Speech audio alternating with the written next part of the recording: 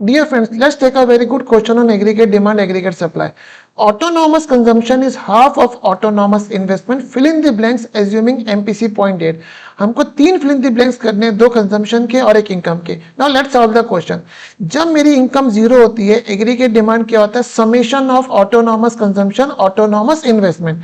अब क्वेश्चन यहाँ पे क्या बोल रहा है? रिलेशनशिप दे रहा है ऑटोनॉमस कंजम्पशन और ऑटोनॉमस इन्वेस्टमेंट के लिए.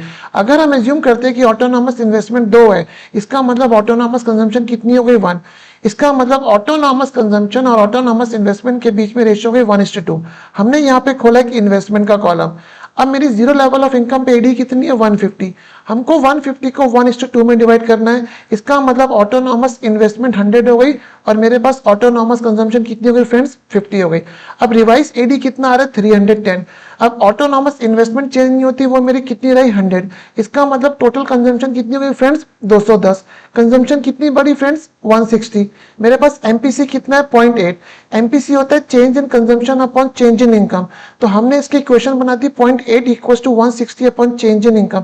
इसको सॉल्व करा तो चेंज इन इनकम कितना आ गया? 200 आ गया. मेरे पास ओरिजिनल इनकम 0 थी, 0 में 200 ऐड करा तो मेरे पास इनकम कितनी आ गई? 200. तो होप आपको ये क्वेश्चन समझ में आया होगा. Please do subscribe my channel for more such good question. Thank you.